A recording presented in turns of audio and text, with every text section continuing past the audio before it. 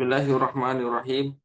Alhamdulillahi hamdan katsiran thayyiban mubarakan fih kama yuhibbu rabbuna wa yarda. Asyhadu an la ilaha illallah wahdahu la syarikalah wa asyhadu anna Muhammadan abduhu wa rasuluhu la nabiyya ba'da. Amma ba'du. Insyaallah kita akan lanjut mengkaji dan menelaah buku pengantar fikih jual beli dan harta haram. Kita sampai di halaman 80. Kita akan masuk pembahasan tentang syarat jual beli yang ketujuh. Mungkin kita akan murojaah secara cepat saja. Syarat jual beli di buku ini ada 7, bahkan di beberapa buku fikih tentang masalah muamalah juga mencantumkan 7. Walaupun nanti di beberapa kitab yang lain kadang nomor itu ada yang 6, ada yang 5 bahkan ya, tapi nanti esensinya 7 ini. Kita akan ulang secara cepat. Syarat jual beli yang pertama yaitu untuk penjual, maka penjual itu harus memiliki barang. Yang namanya penjual pertama harus selaku pemilik barang, kemudian yang kedua pelaku akad untuk penjual dan pembeli. Mereka ini haruslah orang-orang yang layak, diizinkan, dibolehkan oleh syariat untuk berjual dan beli. Jaiz tasarruf. Syaratnya harus baligh, berakal, kemudian rasyid. Baligh, berakal, kemudian rasyid. Kemudian syarat yang ketiga adalah objek barang yang ditransaksikan itu haruslah barang yang dibolehkan, mubah, serta bermanfaat. Kita pernah sampai mendiskusikan atau kita pernah bahas ya, manfaat ini pun secara khusus kita bahas. Nah, bagaimana pentingnya perhatikan objek itu harus mubah, harus bermanfaat. Yang boleh ditransaksikan di dalam Islam itu adalah al-malu. Al-mal, karena definisi jual beli adalah mubadalatu malin bimalin li gharadh tamalluk. Jual beli adalah tukar menukar harta dengan harta untuk tujuan kepemilikan. Sementara sesuatu bisa disebut harta, bisa disebut al-mal, nah, maka harus memenuhi kriteria yaitu malahu qimah. Al-mal itu malahu qimah. Sesuatu yang punya nilai ekonomis di mata Islam. Sesuatu benda yang dia terhormat di mata Islam. Dan semua benda yang dia memiliki manfaat syar'i, itu disebut harta. Bahkan keterangan beberapa ulama mazhab Syafi'i mengatakan kullu ma la yuntafa'u bihi falaysa bimalin. Setiap benda la yuntafa'u bihi yang tidak bisa dimanfaatkan, tidak ada manfaatnya di mata syariat, laisa bimalin, maka tidak bisa disebut harta, maka tidak bisa diperjualbelikan. Maka perhatikan ini ya, objek yang diperjualbelikan harus mubah secara zat, kemudian punya manfaat di mata syariah, punya nilai di mata syariah, dan dia terhormat di dalam syariat kita. Ini boleh ditransaksikan, atau itu yang disebut harta yang boleh dibarter harta dengan harta sehingga terjadilah proses jual beli. Maka kalau ada benda dia tidak memiliki manfaat di mata syariat, betapa banyak dan betapa mahalnya itu bagi sebagian orang, itu tidak disebut harta dan tidak boleh dijual belikan di dalam Islam. Nah, jadi ini sudah pernah kita bahas secara rinci. Kemudian selanjutnya, objek yang ditransaksikan itu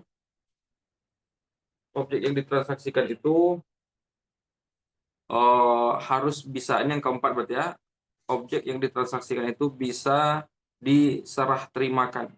Bisa diserah terimakan, maka objeknya harus ada, wujudnya harus ada. Dan dia bukan benda-benda yang sengketa. Kemudian syarat yang kelima, kriteria barang harus jelas.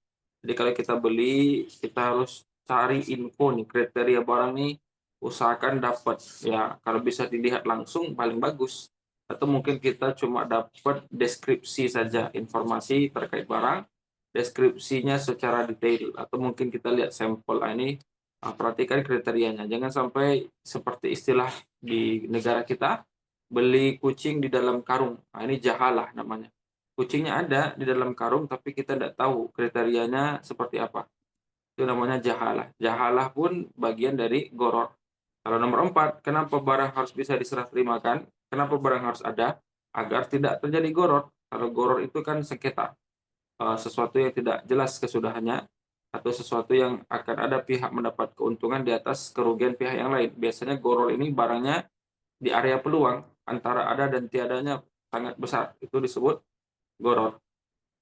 Kalau yang kelima tadi jahalah, perkara barangnya ada tapi kriterianya belum jelas, maka dipastikan ya kita harus jelas kriterianya. Kemudian yang keenam, yaitu harga juga harus jelas ketika akad. Harga dipastikan ya, ditentukan ketika akad. Ini juga kita bahas di pertemuan sebelumnya. Ini syarat yang ketujuh, yaitu saling redho. Maka pelaku akad, penjual dan pembeli ini harus saling redho. Jadi ketika bertransaksi tidak ada unsur paksaan apapun ya, mereka memang melakukannya dari inisiatif, murni dari kemauan, kehendak diri sendiri untuk melakukan jual dan beli. Kita lihat keterangan penulis, syarat jual beli yang terakhir, yang ketujuh adalah saling redho. Syarat ini berkaitan dengan sigot. Syarat ini berkaitan dengan rukun sigot. Ingat, jual beli kan rukunnya ada 3. Subjek, objek, kemudian sigot. Syarat 1 dan 2 ini terkait subjek si pelaku akad. Kemudian syarat ketiga, 4, 5, 6 ini terkait objek.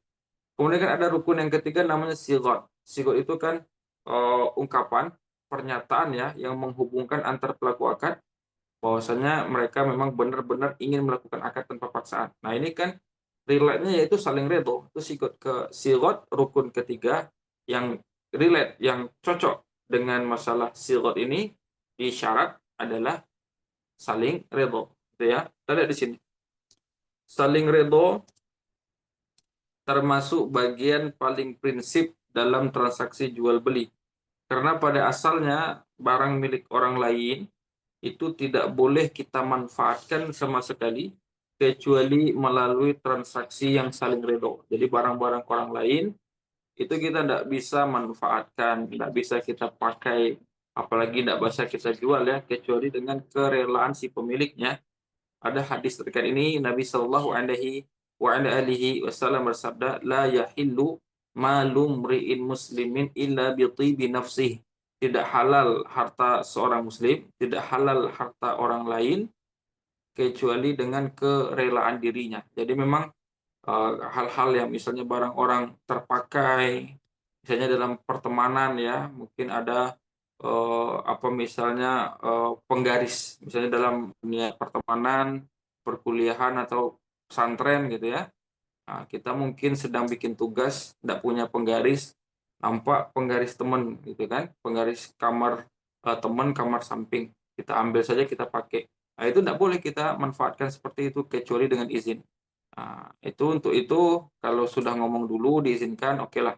Kalau belum, maka segera minta izin. Nah, itu ada pemanfaatan seperti itu. Walaupun penggaris yang remeh, mungkin nanti bisa dilarikan ke contoh yang lebih besar. Tadi hadisnya seperti tadi ya, tidak halal harta orang lain kecuali dengan kerelaan dirinya. Kerelaan dirinya. Dan juga masalah saling redho dalam jual beli, memanfaatkan harta orang lain dalam jual beli ini.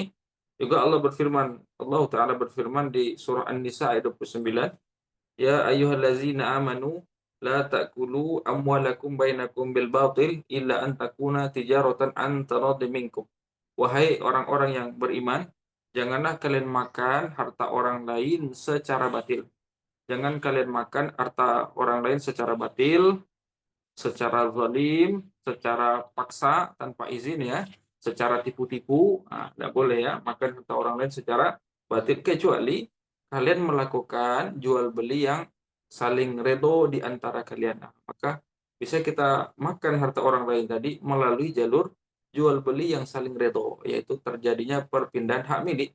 Maka si penjual dia menjual barang dengan memenuhi syarat, maka si pembeli bayar, maka uang itu bisa dimakan oleh si penjual karena telah terjadi jual beli yang saling redho. Tapi kalau banyak hal, nah ndak bisa saja ya, tinggal dimakan-makan kata orang secara batil itu dilarang oleh Allah Ta'ala. Dalam hadis dari Abu Sa'id Al-Khudri radhiyallahu anhu, Nabi Shallallahu alaihi wa ala alihi wasallam bersabda, "Innamal bai'u an taradin." Sesungguhnya jual beli itu hanyalah dengan jalur saling redha. Sesungguhnya jual beli itu hanyalah dengan saling redha. Itu dia beberapa dalil ya, melakukan jual beli harus saling redha. Dan juga nanti beberapa akad transaksi muamalah yang lain juga dilakukan harus saling redha. Rukun redha. Ternyata saling redha. Ternyata redha ini juga ada komponen yang menyusunnya. Redha ini juga memiliki rukun. Mungkin kalau teman-temannya sudah terbiasa belajar fikih di pesantren atau di perkuliahan mungkin sudah paham ya, ibadah itu biasanya ada syarat, ada rukun. Nah, sekarang ternyata redha itu juga ada rukun. Di sini kita lihat rukun redha. Rukun itu artinya unsur. Ada unsur yang mana redha itu tersusun darinya, gitu ya. Jadi rukun redha artinya unsur redha dalam transaksi. Sebagaimana sholat kan punya rukun sholat. Apa itu rukun sholat? Yang mana rukun sholat itu aktivitas ya, unsur-unsur aktivitas yang mana sholat itu terangkai dari rukun-rukun tadi. Sholat itu merupakan rangkaian dari rukun-rukun tadi, sehingga menjadi suatu ibadah yang namanya sholat. Redo itu juga punya rukun, juga punya unsur. Para ulama menyebutkan seseorang itu bisa disebut telah redo, dia redo ketika memenuhi dua unsur. Yang pertama al-ikhtiyar. Al-ikhtiyar di sini atas kehendak sendiri, dalam kurung tidak ada paksaan. Jadi dia bertindak. Jadi dia menjual barang atau dia membeli barang itu memang tidak ada paksaan, tidak ada tekanan. Itu yang pertama, al-ikhtiyar. Sebagaimana dinyatakan dalam kaidah al-ikrahu yuskitu ar-ridha. Al-ikrahu yuskitu ar-ridha. Unsur pemaksaan itu bisa menggugurkan, bisa membatalkan saling redho, bisa membatalkan keredoan. Hilang keredoan itu karena ada unsur paksaan. Kemudian yang kedua, rukun redho yang kedua adalah al-ilmu, yaitu pemahaman dalam transaksi. Jadi ketika ada orang berjual beli, dia harus punya ilmu tentang ini transaksi jenisnya apa. Oh, ini jual beli. Kemudian juga dia harus berilmu tentang konsekuensi akad. Ini kalau jual beli, apa konsekuensinya? Maka setelah orang tahu ini akad jenisnya apa, kemudian konsekuensinya, dampak dari akad ini apa, nah itu bisalah seseorang itu disebut sudah memiliki ilmu terhadap transaksi. Kita lihat keterangan penulis. Rukun kedua adalah al-ilmu, pemahaman dalam transaksi. Maksudnya, orang yang berakad itu dia menyadari konsekuensi akad yang sedang dia lakukan. Dia menyadari konsekuensi akad yang sedang dia lakukan. Misalnya karyawan, dia akan kerja. Dia sedang melamar kerja, kemudian kebetulan dia lulus tes, kemudian mungkin ketika bertemu dengan HRD yang bagian penerimaan kerja itu, kemudian nanti dilihatkan akad-akad ya. Kalau hendak bekerja di sana, ini aturannya, ini SOP-nya, standar operasional, atau dan yang lainnya, itu nanti karyawan ini harus baca. Dia harus baca butir-butir perjanjian itu dan dia harus pahami. Kalau ada yang dia tidak paham, dia harus tanya kepada HRD, orang yang ngetes tadi, orang yang bagian penerimaan tadi. Dia tanya, ini maksudnya apa? Ini konsekuensinya apa? Ini dampaknya apa? Jadi kalau bisa kedua pihak yang melamar kerja dia ngerti apa isi-isi poin di akad itu. Kalau tidak paham dia harus tanya kepada HRD dan pihak HRD pun harus menjelaskan dengan transparan apa saja isi dari akad-akad tadi. Nah, sehingga apa? Sehingga kalau sudah tahu, kalau sudah tanda tangan, maka akad tadi jadi wajib, jadi ilzam, jadi mengikat deh. Setelah dibaca dengan seksama, difahami konsekuensinya, dampaknya seperti apa, kemudian karyawan tanda tangan di atas materai, maka setelah tanda tangan artinya setuju dengan isi akad tadi, baru akad menjadi lazim, yaitu mengikat. Tidak boleh lagi dibatalkan sepihak. Nanti berlakulah ayat hadis misalnya al-muslimuna ala syurutihim gitu ya. Seorang muslim harus mengikuti patuh kepada kesepakatan yang telah dibuat. Nah, itu nanti pendalilannya. Jadi diperhatikan. Nah, itu ilmu itu penting dalam membuat akad. Jangan sampai ada kecurangan. Saya pernah ada yang cerita ya, ikhwah, dia resign dari salah satu bank konvensional. Ini keterangan beliau. Saya juga tidak ketemu. Beliau cerita, kadang kalau mereka ya lakukan, ada orang-orang yang ingin transaksi riba ke bank, itu kan kadang perjanjiannya banyak. Ada kontraknya, ada pasal-pasalnya banyak. Dia cerita, kadang ada pasal yang penting yang ini akan menyudutkan si nasabah, itu kadang ketikannya hurufnya kecil. Kita kalau lihat harus pakai kaca pembesar. Jadi ini ada poin nih, poin 1, poin 2, poin 3, poin 1 A, B, C seperti itu ya. Nah, itu banyak seperti itu butiran-butiran ayatnya, pasalnya, tapi nanti ada pasal-pasal yang penting itu dibuat pakai huruf kecil ketikannya. Sehingga kalau orang baca, baca, baca, tidak teliti, tidak dipelototi, tidak tanpa kaca pembesar, tidak bisa baca itu. Ada yang kecil-kecil tulisannya. Ternyata itu penting. Itu kata keterangan orang yang resign dari bank. Sehingga ini jadi bumerang. Sehingga setelah orang tanda tangan, kemudian di perjalanan terjadi sengketa, dia ingin menggugat, misal menuntut, kemudian pihak bank tentu punya lah. Ini kan ada butiran poinnya. Kita tidak lihat, kita tidak baca. Padahal ada dengan ketikan huruf yang sangat kecil. Size-nya sangat kecil. Pakai kaca pembesar baru nampak. Ini sampai ada keterangan seperti itu. Kemudian ada juga di antara sengketa yang sampai ke saya, ini terkait orang ya. Ada orang-orang yang sudah ngaji, praktisi ya. Kalau di sini di Pekanbaru dipanggil Ustadz, karena sudah banyak membangun yayasan, membuat sekolah-sekolah sunnah, dibilang orang pakar pendidikan ya. Karena sudah orang banyak sekali minta nasihat kalau bikin sekolah. Di Pekanbaru ini SDIT lah, SMPIT gitu ya. Mungkin sampai pesantren, nah dia pakar di bidang itu. Dia ahli lah dalam membuat yayasan, buat sekolah, perizinan. Nah, kemudian dia buat sekolah, mereka ini pintar. Jadi kemudian ada orang kaya tapi polos, maaf ya, dia orang kaya, tapi kalau kita ngomong, maaf, ini kayak ngomong sama anak SMP, nalarnya seperti itu, maaf ya. Nah, sementara si A ini pakar pendidikan, kita sebut ya, pakar pendidikan, udah pengalaman dengan birokrasi, dengan perizinan, pengurusan, membangun-bangun, udah biasa, udah banyak, udah sering dimintai di undang-undang ketika ada orang buka sekolah. Yang si B kaya, tapi kalau kita ngomong, rasa ngomong sama anak SMP, penalarannya seperti itu, lugu, mudah di apa ya, mudah dikadalin. Mereka bikin sekolah, bikin sekolah. Nah, bikin sekolah setelah selesai, sengaja ini cari notaris yang tidak ngaji, cari notaris umum.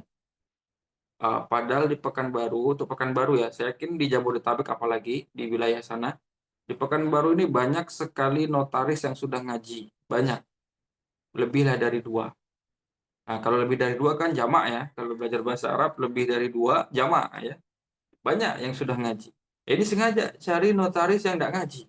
Padahal orang-orang yang ngaji, pengen bikin sekolah salaf, sengaja cari notaris yang tidak ngaji. Itu pahami pertama, rencana ya dipahami. Kemudian yang pintar-pintar ini si A yang berpendidikan pakar ini, yang si B yang gaya anak SMP ini pemikirannya, mereka bikinlah kesepakatan. Draft pertama awal, lembaran pertama atau draft pertama perjanjian aman terkait masalah yayasan. Setelah itu selesai, ada persyaratan tambahan. Ada draft, ada kertas terpisah.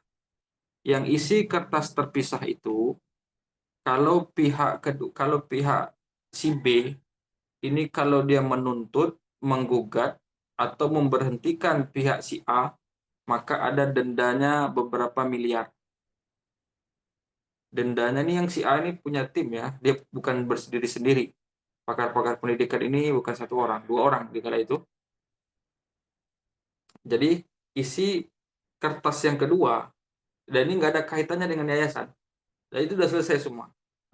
Yang kedua ini ada perjanjian tambahan bunyinya, kalau yang si B, yang owner lah istilahnya, yang punya tanah, yang punya uang untuk bangun sekolah ini, mereka menuntut memberhentikan, mensengketakan pihak si A, misalnya diberhentikannya si A satu orang, maka ada denda miliaran.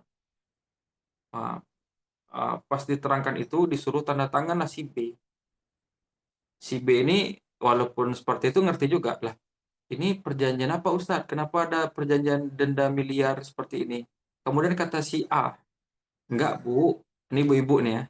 Ini cuma formalitas, tanda tangan saja. Ini cuma formalitas, nggak akan dipakai, nggak akan digunakan. Akhirnya ditandatangan sama ibu tadi di atas materai. Kemudian seiring berjalan, memang banyak sengketa di situ. Intinya sekolah itu minus terus berhutang. Ini yang sekolah ini anaknya kuliah di Madinah ada, kuliah di Libya ada, tapi ibunya jadi korban, dibodoh-bodohi dalam masalah muamalah. Ini sayangnya ya. Nah, penting belajar muamalah. Kadang saya ngomong sama anak ini kuliah di Madinah, di Libya juga ada. Masa ibunya korban dibodohi orang tidak paham gitu. Ini berjalan berbulan. Ini ibu ini kebun sawit udah pada dijual gitu ya. Kita pengen punya kebun sawit, dia kebun sawit dijual, nombok. Miliaran habis uang untuk sekolah tadi. Perizinan saja bisa 1,5 miliar, belum bangun fisik, ini udah dijualin semuanya. Per bulan, ini kata anaknya yang kuliah di Madinah sekarang, per bulan itu, enggak tahu ya udah lulus atau tidak, kala itu mau berangkat ya. Anaknya cerita, itu tiap bulan nombok terus. Ibunya, pihak B ini nombok terus untuk gaji guru. Sementara kubu A, mereka dapat jutaan per bulan. Karena perjanjiannya seperti itu. Ketika masuk SPP, langsung dipotong berapa juta untuk kubu ini. Si A ini yang pinter-pinter tadi jutaan. Kalau tahun ajaran baru bisa puluhan juta per orang. Yang si B nombok terus. Nah, itu berjalan seperti itu. Itu kalian gimana kalau mau gajian? Iyalah Ustaz, ini kata anak yang kuliah di Madinah itu, kalau mau gajian ya kami harus pandai-pandai cari. Nombok terus, sudah habis uangnya. Sawit sudah terjual. Yang ini untung terus. Nah, ketika saya masuk, kita bantu, baru keluar surat tadi. Jadi setiap si B ini bertanya seperti mendebat, berdiskusi gitu ya. Nah, maka surat yang tadi, ibu jangan macam-macam. Ingat nggak, kalau macam-macam dengan kami, kalau ibu ingin memberhentikan kami nih, dendanya berapa miliar. Jadi yang katanya formalitas, ini formalitas loh dulu gitu ya. Ternyata itu jadi senjata, jadi bumerang untuk menyerang. Jadi pahami. Jangan sampai dibodoh-bodohi seperti itu. Jangan sampai mau tanda tangan saja, tidak ada ilmu di akad. Ini kisah nyata. Selalu setiap ada sengketa dia lihatkan surat ini loh, denda satu orang berapa miliar, dua orang berapa miliar. Jadi ibu ini takut, ketakutan dia karena diancam terus seperti itu, diancam. Jadi surat tadi untuk jadi ancaman. Jadi tidak bisa ingin bertanya kenapa kok gini, kenapa kok gini. Oh langsung dilihatkan suratnya. Ketika ingin protes langsung dilihatkan suratnya. Apalagi ingin bersengketakan. Sampai ketakutan. Yang pihak B ini karena tidak paham, ketakutan. Itu terjadi. Itu saya selesaikan, itu saya suruh bubar yayasan amburadul itu ya, tidak mengikuti undang-undang yayasan di negara, tidak juga mengikuti aturan muamalah. Ketika itu saya suruh bubar, sekolahnya harus ini dibubarkan ini, masalah seluruhnya, gitu ya. Ini pahami. Berarti kan ibu tadi ini katanya udah pandai, udah sering buat sekolah, udah pakar, dan memang iya, namanya terkenalnya pakar pendidikan lah, Riau gitu ya. Pakar pendidikan Salafi Riau gitu ya. Perbuatannya seperti tadi, merusak dakwah. Orang tidak tahu, saya saja yang tahu dan beberapa orang. Kita juga menjaga muruah dakwah ya, kita diam saja. Ibu ini korban. Kenapa? Karena ibu ini tak mengerti konsekuensi akad. Ketika dia berakad ingin syirkah, katanya ingin kerjasama membangun sekolah, ada beberapa poin tidak ngerti, dan pihak si A pun memang sengaja menutupi, memang mengakali, memanfaatkan momen partnernya lugu, memang dimanfaatin. Dalam Islam berarti itu akad tadi tidak saling redho. Karena saling redho itu harus berilmu, harus berilmu. Saya akan ajarkan contohnya. Ini juga kadang kalau saya diundang di beberapa perusahaan untuk membedah akad, kadang pihak HRD saya suruh. Misalnya kalau ada dunia kerja, ini calon karyawan, dia ingin baca akad. Ada yang dia tidak paham, atau ada hal-hal yang masih ambigu. Kan kadang sulit membaca ketikan itu, kadang bahasa format ya, bahasa format. Kadang draft perjanjian akad itu kan bahasanya kadang bolak-balik, dibaca berulang-ulang gitu ya. Saya minta para HRD ini jelaskan maksud-maksud akad itu kepada calon karyawan, pahamkan dia. Jadi kalau dia tidak ngerti, kita edukasi. Kalau bukan dia tidak ngerti, kita makan, kita manfaatkan. Nah, ini tidak boleh. Nampak lawan transaksi tidak ngerti, itu kita edukasi. Misalnya penjual, nampak pedagang polos, tidak ngerti barang, tidak ngerti harga gitu ya. Dia tanya-tanya, harusnya kita jelasin. Kita jelasin barang tadi, mana kelebihannya, bagaimana kekurangannya. Jangan maksa, jangan giring dia untuk beli. Tapi kita jelaskan, edukasi dulu. Biar dia punya ilmu, biar dia mantap untuk beli. Itu disebut saling redho. Ikhtiar, yang kedua al-ilmu. Al-ikhtiar yang kedua adalah al-ilmu. Nanti kita akan kembangkan contohnya dari para sahabat. Tadi sampai, jadi dua rukun redho. Yang pertama ikhtiar, tidak ada paksaan. Yang kedua al-ilmu. Yang kedua pelaku akad ini memang mengetahui konsekuensi akad. Ini apa dampak dari akad yang dibuat. Lanjut kita lihat, ketika seseorang melakukan akad dan dia tidak sadar dengan konsekuensi akad, perhatikan, apabila ada orang melakukan akad dan dia tidak sadar dengan konsekuensi akad yang dia kerjakan, bisa saja dia itu belum redo. Kalau sekiranya kita jujur menyampaikan konsekuensi akad, bisa saja dia berubah pikiran, bisa saja dia tidak redo, bisa saja dia tidak jadi gitu ya. Karena dia belum maksimal pengetahuannya tentang konsekuensi akad, makanya dia setuju. Tapi kalau kita rincikan, bisa saja dia tidak setuju. Bisa saja dia menarik diri dari transaksi tadi. Itu gunanya. Ini keterangan tadi, keterangan Syekh Sulaiman Ar-Ruhaili ya, tentang masalah penjelasan tentang ilmu, bagian ya, ilmu yang dia rukun dari saling redho. Kemudian di sini penulis membuat judul, semakin sempurna ilmu, semakin redho. Jadi kalau seseorang itu semakin mengerti dia konsekuensi akad, kalau dia beli ya, dia memang mengilmui tentang produk, dia ngerti tentang barangnya, dan dia ngerti tentang harga pasar, harga barang itu di berbagai wilayah, berbagai musim dia tahu, dan dia tahu konsekuensi jual beli. Itu biasanya semakin sempurna ilmu seseorang bertransaksi, semakin tinggilah redonya. Jadi berapa persen keredoan seseorang dalam jual beli berbanding lurus dengan seberapa pengetahuannya, keilmuannya tentang transaksi tadi. Kita lihat di sini. Salah satu di antara unsur redho adalah ilmu, pemahaman dalam transaksi. Semakin sempurna pengetahuan seseorang terhadap akad dan objek akad yang dia lakukan, maka dia akan semakin redho. Dia akan semakin redho. Jadi semakin dalam pengetahuan tentang akad, tentang objek, tentang harga, gitu ya, maka akan semakin tinggilah keredoannya, semakin redho dia.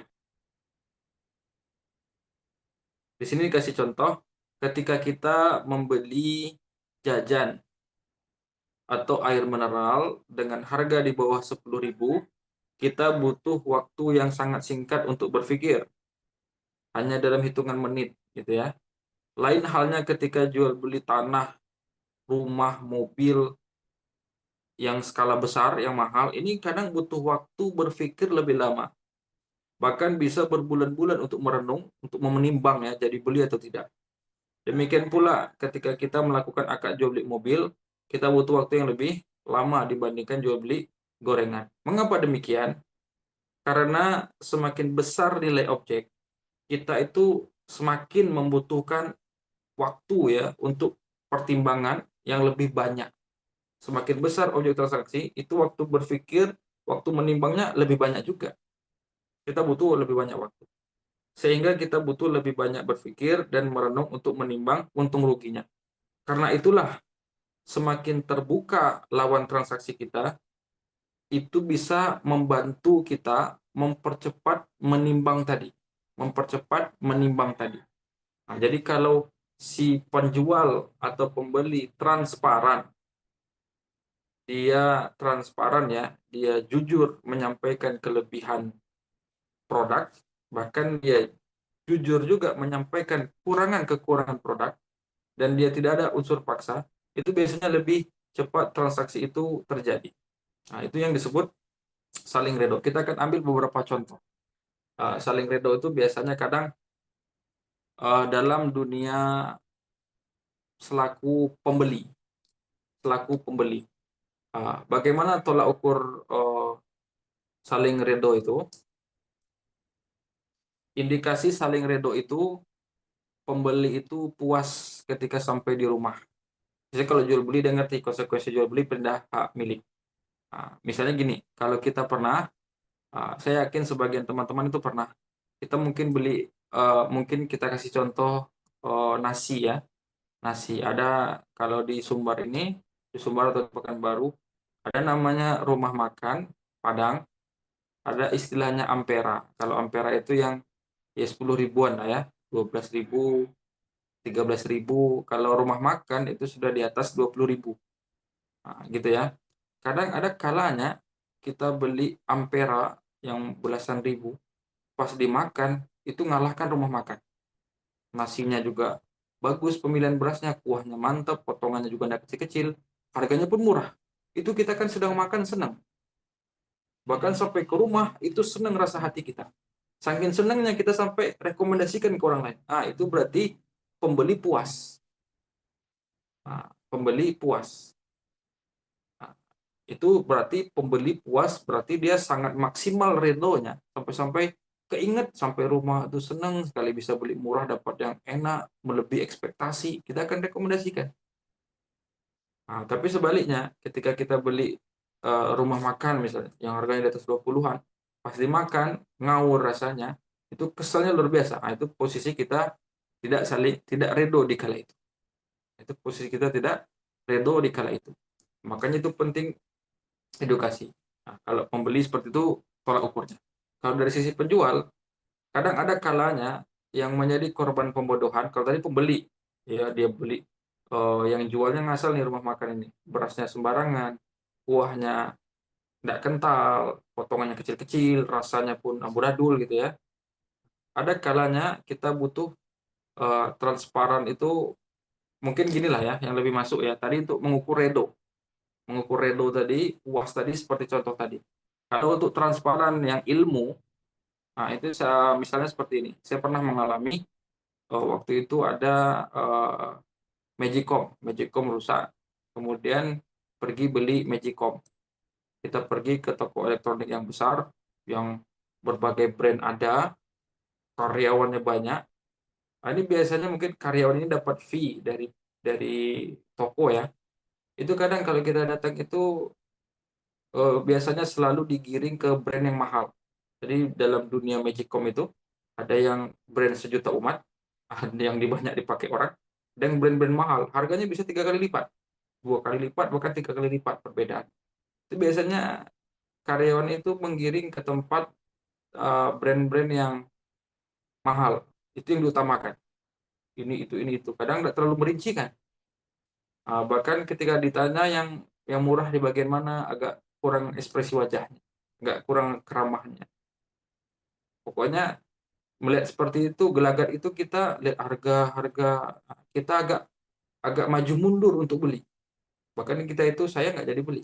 Kita pergi tempat lain. Karena melihat tadi selalu digiring, diarahkan ke beli yang mahal-mahal gitu ya.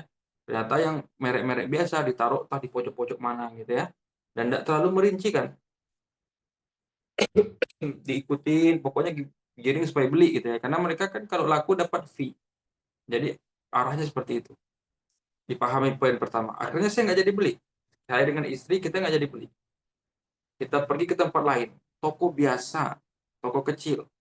Tapi nampak ya penjualnya ini nampak taat syariat lah ya. Penampilannya syar'i, orangnya sholat. Ketika kita masuk, disambut. Ketika itu kita lihat brand yang top dalam dunia permecikan, gitu ya. Kemudian dia langsung datang, dia edukasi kita, Pak, Bu, gitu ya. Bukan berarti brand terkenal mahal ini lebih tahan. Saya pernah pakai ini setahun rusak. Dan bahkan banyak dari pembeli di sini, banyak masuk komplain malah dari brand ini. Tapi yang kedua ini, brand sejuta umat. Harganya lebih murah. Saya udah pakai, sudah 4 tahun saya pakai. Nah, kalau yang brand-brand terkenal tadi, saya pakai setahun jebol. Ini udah 4 tahun saya pakai aman. Dan sejauh ini yang terjual, Pak, brand yang sejuta umat, ini jarang masuk komplain. Tapi yang mahal ini yang sering komplain. Ini yang sering, kan ada garansi biasanya ya, beli. Nanti ini yang sering jebol. Jebol, aluminium apanya itu jebol. Itu ketika ditukarkan ke counter ke service centernya, kena biaya lagi, pada garansi. Beli lagi, keluar juga uang ratusan ribu. Ini fakta, kita bicara fakta. Nah, dan juga kalau yang mahal, Pak, kalau beli rusak sedih. Tapi kalau yang biasa ini, kalau rusak tidak terlalu sedih, karena pertikai harganya bisa 2 kali lipat sampai lebih 2 kali lipat. Maka dia menyarankan yang standar ini saja. Dan dia jelaskan teknologi di dalamnya. Ada ini, gunanya seperti ini. Beras kalau berapa kali makan sehari, berapa isi keluarga, bagaimana nanti penataan semuanya. Diedukasi sama dia. Karena kita lihat dia transparan, dia tidak menggiring supaya kita beli produk yang paling mahal, tapi dia edukasi plus minusnya. Dan fakta disampaikan ke kita, data diberikan ke kita. Dan dia juga tidak ada gelagat kita harus beli. Dia cuma edukasi, sudah. Gara-gara sikap yang seperti itu, saya langsung beli. Bisa dipahami dengan toko pertama ya. Dengan toko kedua, ini transparansi. Itulah ilmu tadi. Dikasihnya ilmu ke kita, dia kasih ilmu ke saya tentang dunia permejikoman. Tidak selalu brand yang terkenal, yang mahal itu yang bertahan. Secara data itu malah banyak keluhan. Dari klien dia, dari orang yang banyak beli magic ke dia. Tapi yang biasa ini, malah aman. Maksudnya, bukan nyuruh kita beli yang mahal. Gitu. Malah dia menegah. Malah dia nasihatin nih, kalau ambil yang mahal pikir-pikir dulu. Bukan nggak boleh, silakan. Itu kan pilihan pembeli ya. Tapi dia nggak giring ke situ. Ini menarik. Nah, inilah kalau dia paham agama, akhirnya kita beli yang itu. Paham ya? Itu guna transparan tadi. Dan dia tidak ada gelagat kita harus beli. Nggak ada. Kecewa kita nggak jadi, nggak ada. Dia cuma edukasi. Ada orang dijelasin, disampaikan. Udah orang dibeli hak khiar untuk berpikir. Khiar majelis. Beli. Perhatikan, di toko pertama saya banyak banyak pertimbangan. Sampai kita nggak jadi beli, sampai pergi. Karena timbang-timbang tadi.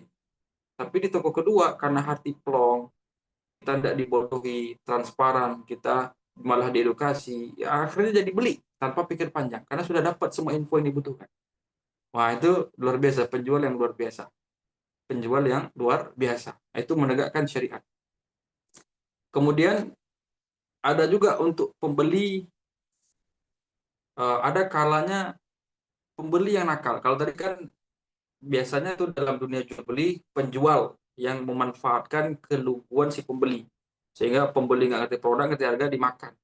Tapi kalau penjual yang bagus, dia kalau nampak pembeli nggak ngerti barang, nggak ngerti harga, dijelasin seperti tadi.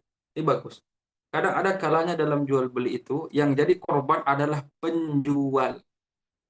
Yang jadi korban adalah penjual. Penjual nggak ngerti harga, nggak ngerti barang. Contoh, misalnya ada dari Jakarta, dari kota, dia perwakilan furnitur ya, dia pergi ke Jawa, misalnya di Jawa Timur sana, pergi ke pelosok-pelosok untuk mencari barang antik. Barang antik ini seperti kursi jati klasik gitu ya. Karena nanti kalau di Jawa, di pelosok itu, simbah-simbah, orang-orang udah tua itu kadang mereka punya kayu jati yang umurnya sudah lama.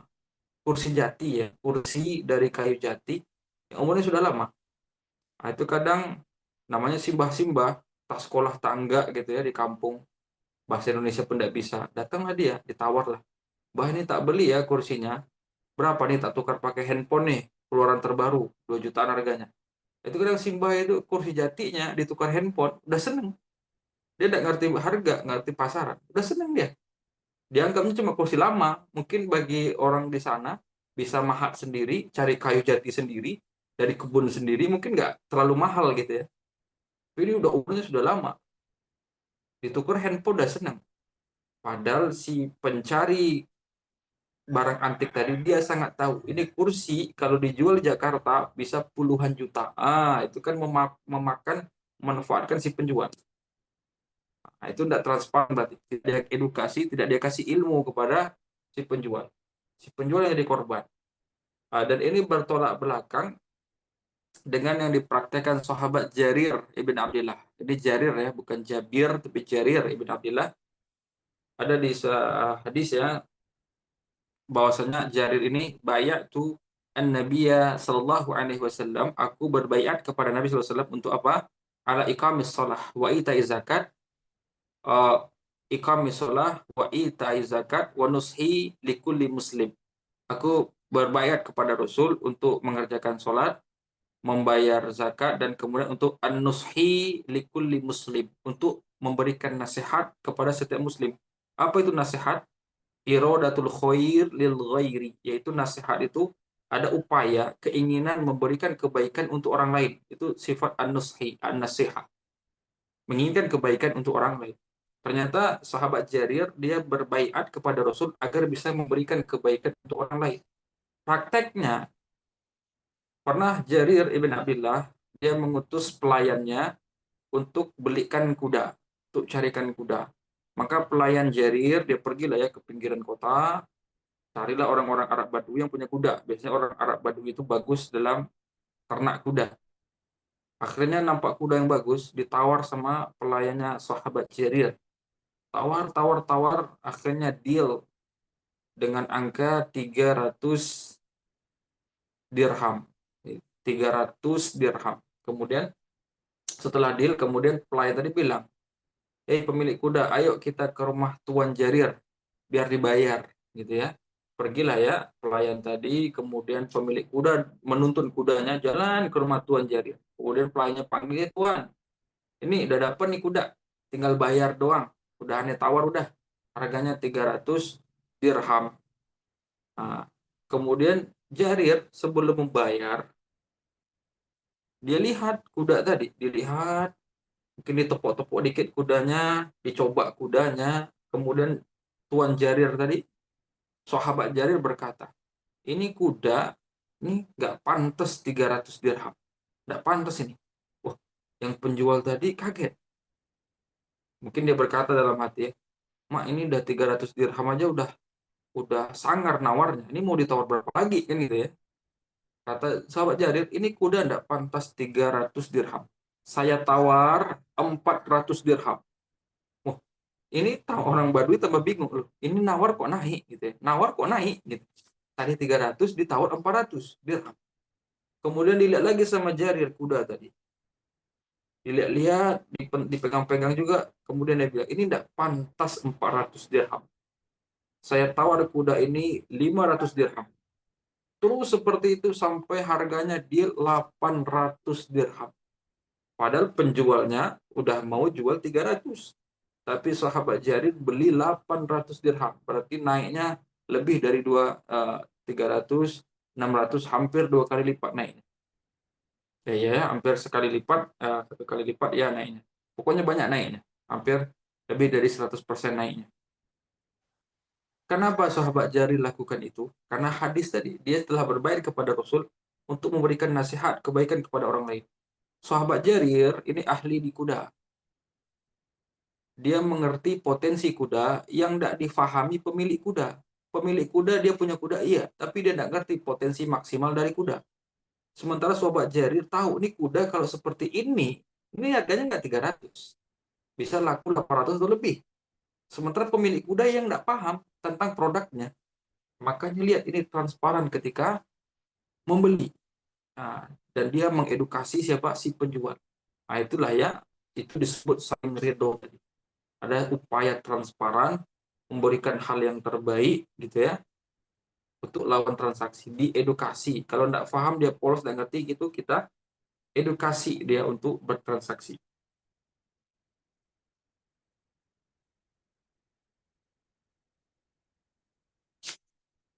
Nah, itu tadi prakteknya ya, bagaimana cara menggapai ridho, memenuhi rukun, kemudian al-ilmu.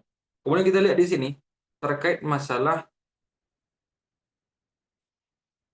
saling ridho, terkait masalah saling ridho. Ternyata transaksi itu semakin ridho lawan transaksi kita, maka semakin berkah transaksinya.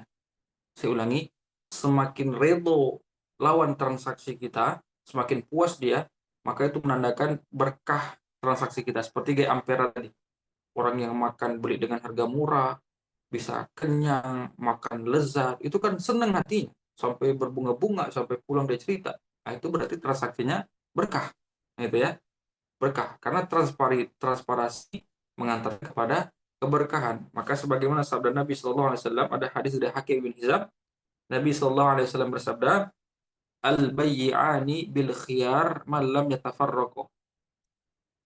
Penjual dan pembeli memiliki hak khiyar selama mereka belum berpisah. Fa'in sodako wa bayyana burika lahuma fi bai'ihima.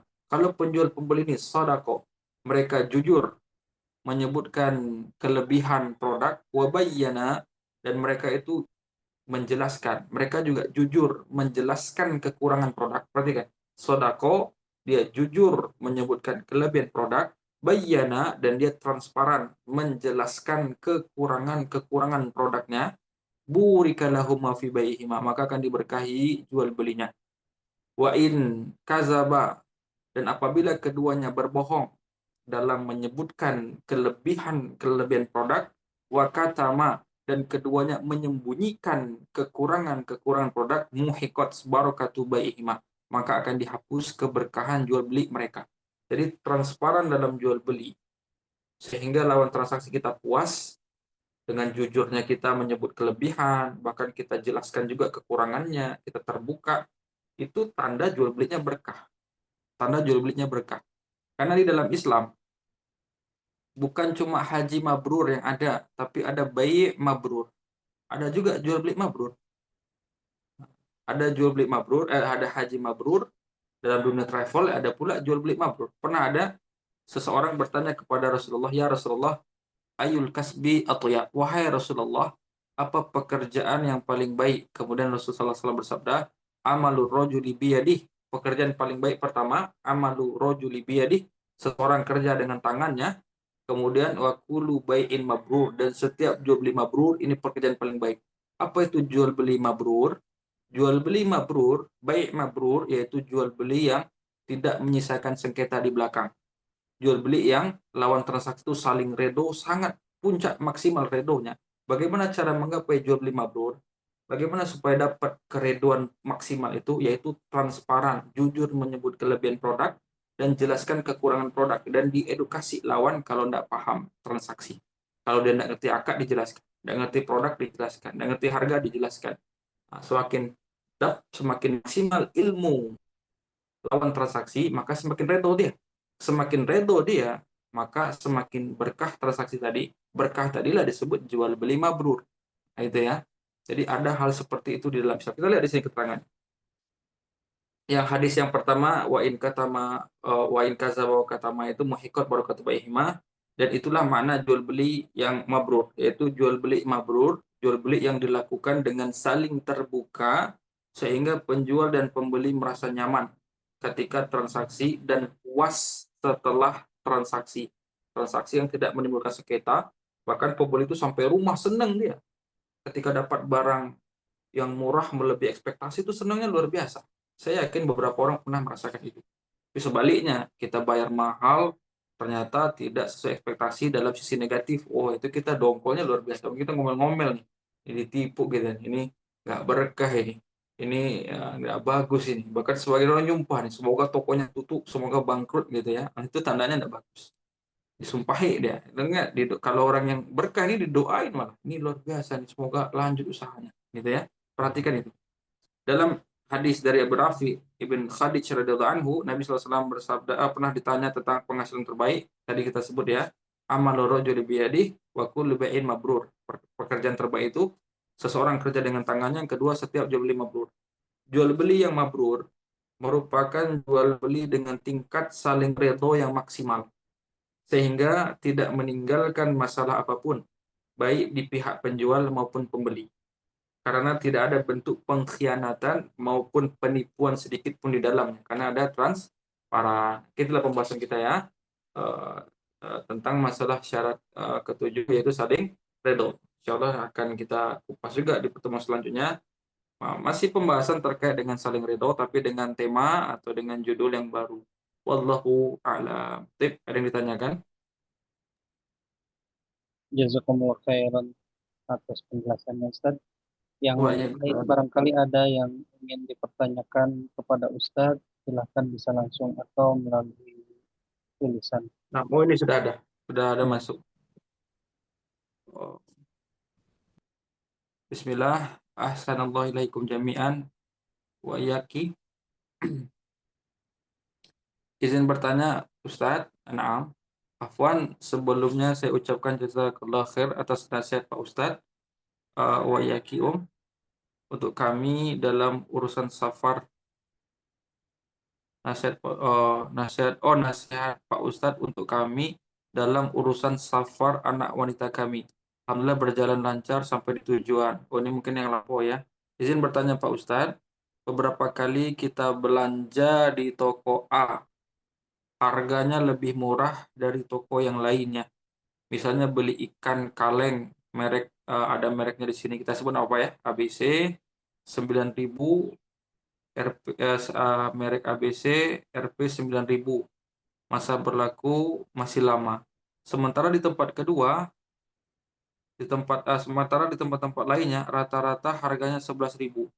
Kita beli 14 kaleng, kita lebih untung 28.000. Berarti ada toko A, toko toko lain ya, toko A, toko B. Toko A ini jualnya murah, toko B jualnya agak mahal. Bisa dapat selisih di situ. Apakah kita perlu memberitahukan kepada si penjual harganya lebih murah 2.000, atau tidak perlu memberitahu? Mohon nasihatnya. Kita perlu lihat si toko A tadi, ini dia jual kok 9.000, di toko lain kok 11.000. Pertama, mengacu kepada harga pasar, yang poin pertama. Yang kedua, kita lihat saja itu yang jualan dia cerdas atau tidak. Kalau dia adalah orang yang cerdas, saya yakin dia jual 9.000 itu dengan sadar. Kita bacalah gelagat dia cerdas atau tidak, dia tahu harga pasar atau tidak. Ini ya, kalau pengalaman pedagang berpengalaman, saya yakin dia tahu harga pasar. Dia bahkan tahu harga jual di toko lain. Pedagang yang pintar itu dia tahu harga jual di toko lain. Dia tahu harga pasar. Maka gelagat itu dipahami. Nah, sekiranya dia adalah orang yang berilmu dan dia dengan sadar menjual 9.000, sementara dia tahu orang jual 11.000, maka dia memang ingin memudahkan kaum muslimin. Itu keberkahan. Rahimallahu rajulan samhan iza ba'a wa iza ishtara wa iza iktada. Rasul bersabda sallallahu alaihi wasallam, Allah merahmati seseorang yang pemurah, yang pemudah ketika menjual. Nah, jadi kalau menjual, kalau ambil untung tipis, itu dirahmati Allah. Wa iza ishtaro, dan ketika dia membeli tidak banyak drama nawar, itu dirahmati Allah. Wa iktado, dan jika dia menagih hutang tidak, dia toleran, nah itu dirahmati Allah. Allah merahmati pemuda yang pemurah, pemudah, toleran dalam menjual. Dia jual murah ambil untung tipis, atau ketika membeli tidak banyak drama menawar ekstrim, atau ketika menagih hutang tidak sangar gitu ya. Itu dirahmati Allah. Bisa saja dia ingin masuk ke dalam hadis tadi ya. Nah, nah, ini keuntungan. Nah, mungkin kalau mau kasih nasihat, kok murah Pak, di sana orang jual sekian. Oh nggak apa-apa, kita ambil untung tipis saja Bu. Itu mungkin bisa. Tapi baca saja gelagatnya. Kalau dia adalah orang yang cerdas,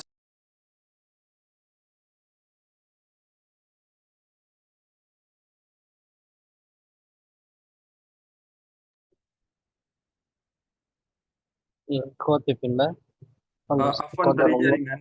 Iya, Tadi jaringan. baik. Ah, Baik. itu jawabannya Om yang bertanya. Semoga paham ya. Semoga paham yang bertanya. Kalau dia orang yang sudah mengerti kenapa dia jual seperti itu, maka itu kelebihannya. Oh, ini ada yang pertanyaan yang baru masuk. Afwan Ustadz, Assalamualaikum. Wa Yaki. Apakah boleh kita jual beli, misal kita kerjasama dengan Shopee, kita cuma bantu-bantu promosi dan kita dapat komisi dari penjualan barang tersebut. Ini maksudnya afiliasi ya. Kalau nggak salah ini afiliasi. Jazakallah khair Ustaz, barakallahu fiik wa iyaki wa fiik barakallah. Kalau yang dimaksud adalah afiliasi, kita menjadi afiliator ya. Ada orang punya produk di Shopee. Kemudian dia sudah berikan izin kepada kita untuk menyebar link.